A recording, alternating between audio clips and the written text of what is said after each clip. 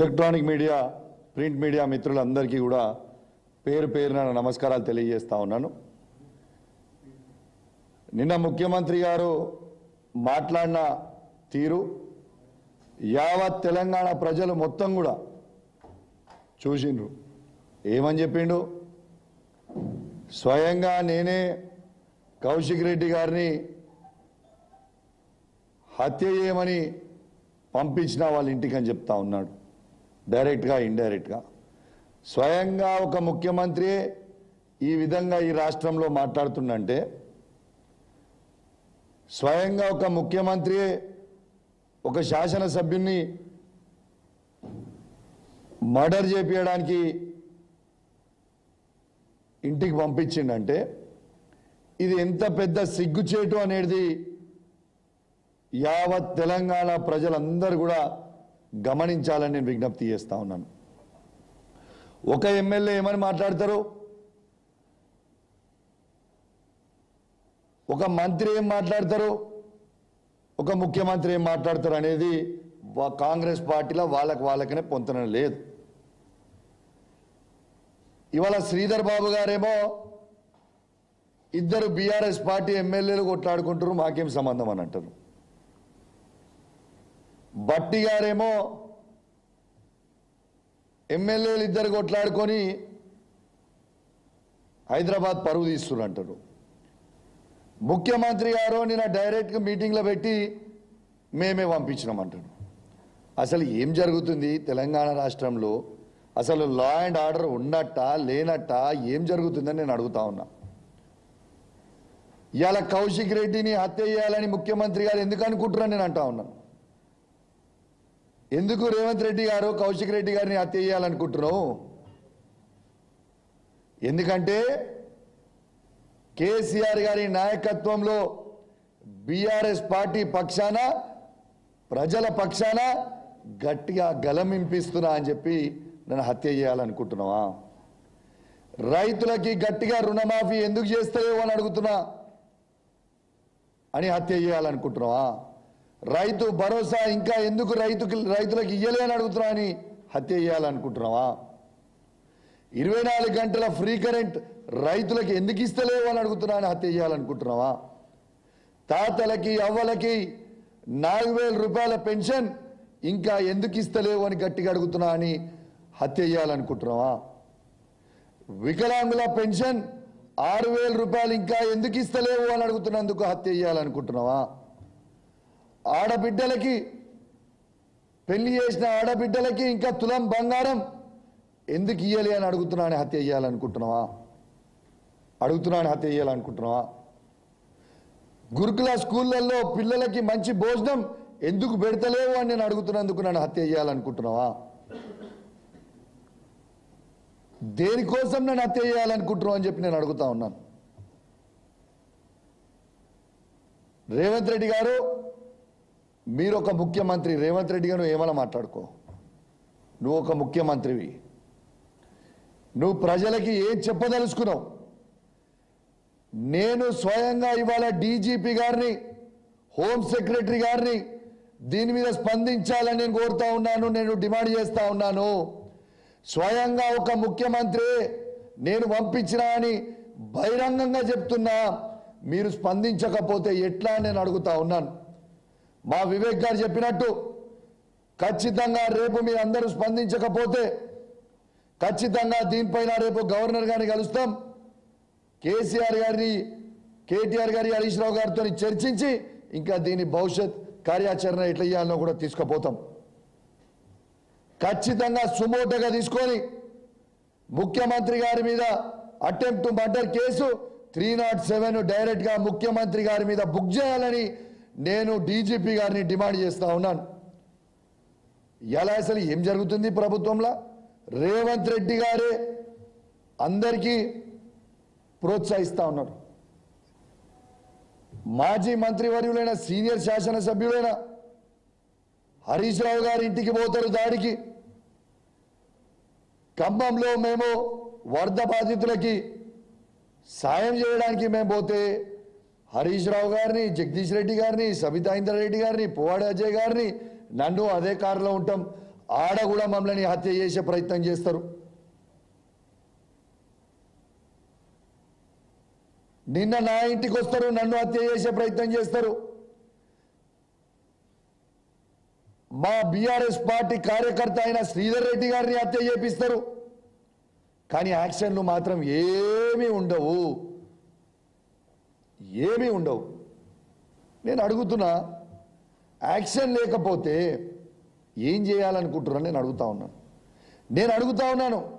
Cyberabad CP గారు అవినాష్ మోహంతి గారు, మీకు చాలా మంచి పేరుంది, మీ కుటుంబానికి అద్భుతమైన పేరుంది.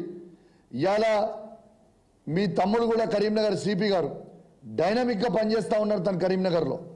ఇలా మీరెందుకు తనలాగా డైనమిక్ పనిచేయలేకపోతున్నారని నేను అడుగుతా ఉన్నాను. ఒక్కసారి జవాబు చెప్పండి.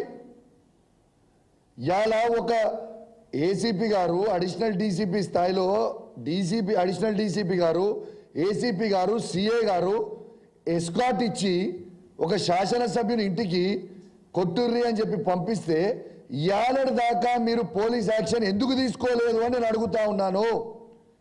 Why did not you suspend the CI and ACP is my question. You answer to the state of Telangana.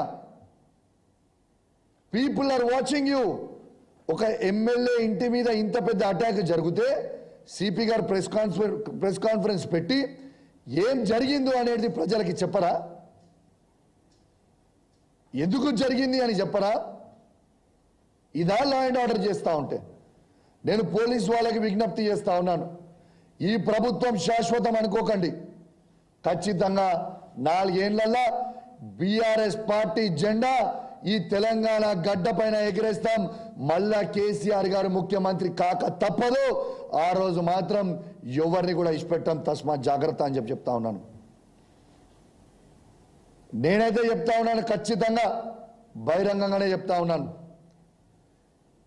దగ్గరుండి దాడి చేయించిన సిఐ గారిని, ఏసీపీ గారిని మాత్రం ఇవాళ ఈ ప్రభుత్వం కాపాడినా 4 సంవత్సరాల తర్వాత మళ్ళా మేము వచ్చినాక మాత్రం మిమ్మల్ని అయితే నేను ఎట్టు పరిస్థితిలో ఇష్టపెట్టా అని చెప్పి సందర్భంగా తెలియజేస్తా ఉన్నాను. ఆశ తమాషా అనుకుంటున్నారు మీరు. ఇడ భయపడేటాడు ఎవరు లేరు. నేనేమంటాడు, నా ఈపు చింతపండు అయిందంటాడు. రేవంత్ రెడ్డి గారు తొండాట ఆడకు. ఏం చేస్తావు? కౌశిక్ రెడ్డిని ఇంట్లో కూర్చోబెడతావు, పోలీసు వాళ్ళతో కూర్చోబెట్టి అరెస్ట్ చేపిస్తావు, కంచెలేయిస్తావు. నా ఇంటి చుట్టూ వందలాది మంది పోలీసు వాళ్ళని పెట్టి కౌశిక్ రెడ్డి బయటికి వెళ్ళొద్దు, కౌశిక్ రెడ్డి కార్యకర్తను రానివద్దు, అరెస్ట్ చేయాలి ఎక్కడ పడితే అక్కడ. వాళ్ళకేమో ఎస్కాట్ ఇచ్చి ఇంటికి ఇచ్చి దాడి చేయమంటాడు. గిదానే దీన్ని అంటారానే ఈ చింతపండని. నిజంగా దమ్ముంటే పోలీసు వాళ్ళని పక్కకు జరుపు, ఇష్టపెట్టు. కౌశిక్ రెడ్డి నీకు ఎవరు వస్తారు? నువ్వు వస్తావు, ఇంకెవరు వస్తారు? ఇష్టపెట్టురి. ఎవరు పోలీసు వాళ్ళు లేకుండా అప్పుడు చూపిస్తాం.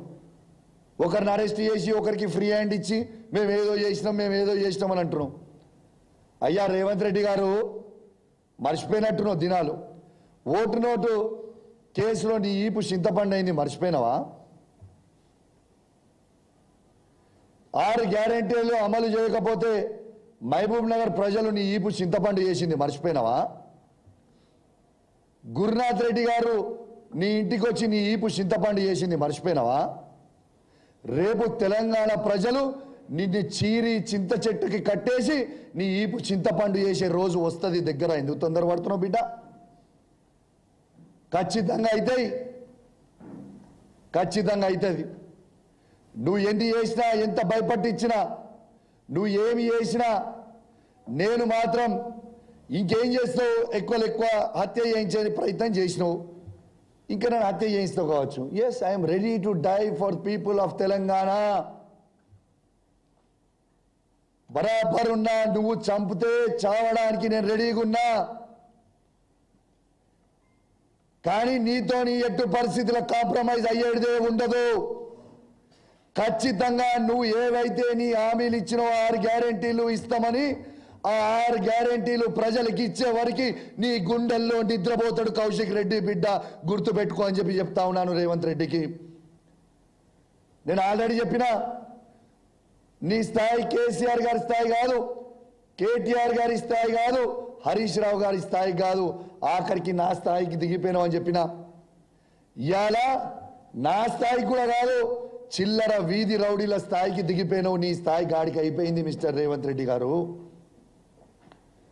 నీకు నువ్వు బాగా గ్రేట్ అనుకుంటున్నావు.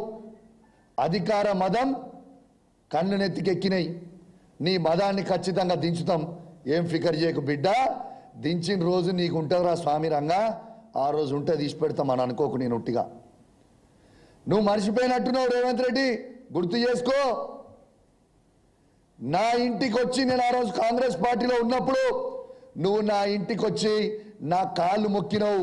నేను నన్ను పిసిసి ప్రెసిడెంట్ చెయ్యి, దయచేసి సపోర్ట్ చెయ్యి అని చెప్పినావు. ఆ రోజు మర్చిపోయినావా బిడ్డ? ఆ రోజు నువ్వు నా కాళ్ళు మొక్కితే నిన్ను పిసిసి ప్రెసిడెంట్ అన్నాడు, నేను చేసిన. కానీ గుర్తుపెట్టుకో,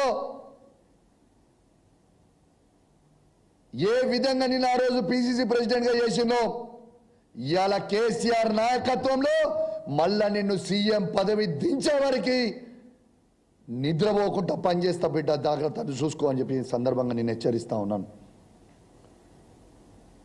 ఇవాళ తెలంగాణ ఇంద్రమ్మ ఇళ్లలో చంద్రన్న చెట్లు నాడుతున్నావు. తెలంగాణ ప్రజలు నీ ఈపు చింతపండు చేసే రోజు దగ్గరగా ఉంది బిడ్డ, నువ్వు వెయిట్ అండ్ వాచ్ అని చెప్పి చెప్తా ఉన్నాను. నీ నోటికి వచ్చినట్టు మాట్లాడుతున్నావు. నీ అయ్యా జాగిరా రాబాయి తెలంగాణ. నువ్వు భయపట్టిస్తే భయపడికి మన చేతు, భయపడితే భయపడికి ఉన్నా అనుకుంటున్నావు ఏంది? భయపడే ప్రసక్తే లేదు, గుర్తుపెట్టుకో. నీకు ఇంకోటి కూడా చెప్తున్నా, చాలా మందితోని ఆయన చిల్లర గుండాగాలతోని నాకు ఫోన్ చేపిస్తా ఉన్నాడు. నిన్ను ఖచ్చితంగా హత్య చేస్తాం, నిన్ను చేసి తీర్తాం అని ఫోన్ కాళ్ళు నాకు ఎవ్రీ డే వస్తూ ఉన్నాయి.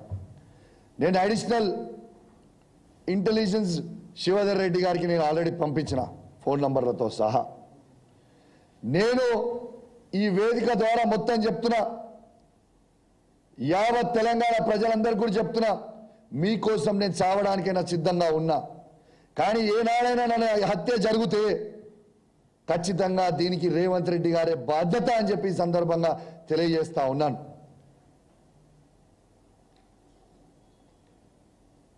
ఇవాళ తెలంగాణ ప్రజలకి రక్షణ కల్పించాల్సిన ముఖ్యమంత్రి, హోమ్ మినిస్టర్ గారు తనే కాబట్టి అసలు ఏం చేస్తున్నారు? అసలు ప్రజలు నవ్వుకుంటున్నారు నువ్వు చేసే మాటలు. ప్రజలు నిన్ను చూసి నవ్వుకుంటున్నారు. తెలంగాణ ప్రజలు ఏమనుకుంటున్నారనేది ఆలోచన చేసుకో. ఇవాళ వాళ్ళ పిసిసి ప్రెసిడెంట్ అయిన మహేష్ గౌడ్ గారు మా కాంగ్రెస్ పార్టీకి సంబంధం లేదంటాడు. శ్రీధర్ బాబు గారు బీఆర్ఎస్ పార్టీ ఎమ్మెల్యేలు కొట్లాడుకుంటున్నారు అంటాడు. రేవంత్ రెడ్డి గారు మేము చేసినాం అంటాడు. మరి ఎవరు చేసిరు? మీరు ఎన్ని చెప్పినా ఈ తెలంగాణ రాష్ట్రంలో 10 నియోజకవర్గాలలో బై ఎలక్షన్లు రాక తప్పవు. మేము 10 నియోజకవర్గాలలో మళ్ళా బీఆర్ఎస్ పార్టీ జెండాలు ఎగిరేక తప్పదని చెప్పి ఈ సందర్భంగా తెలియజేస్తా ఉన్నాను. ఖచ్చితంగా బై ఎలక్షన్లు వస్తాయి. ఖచ్చితంగా కేసీఆర్ నాయకత్వంలో గట్టిగా పనిచేసి బీఆర్ఎస్ పార్టీ జెండాలు ఎగిరేస్తాం. రెండోది, నువ్వు గీ మాటలు చెప్పుకుంటూ గీ భయపెట్టించదలుచుకుంటే నీకు నా సంగతి బాగా తెలుసు రేవంత్, గుర్తుపెట్టుకో. ఏదో ఓ రోజు ఖచ్చితంగా బాధపడతావు. కౌశిక్ రెడ్డి జోలికి ఎందుకు పోయినా, నా జోలికి వచ్చినోడు ఎవ్వరు కూడా కథం పట్టించిన తప్పితే నా జీవితంలో నేను ఏదైనా అడిగేసిందంటే నా జీవితంలో విజయమే చూసినా నాతో పెట్టుకున్నాడు మళ్ళీ తిరిగి వెనుకకి పోలేదు.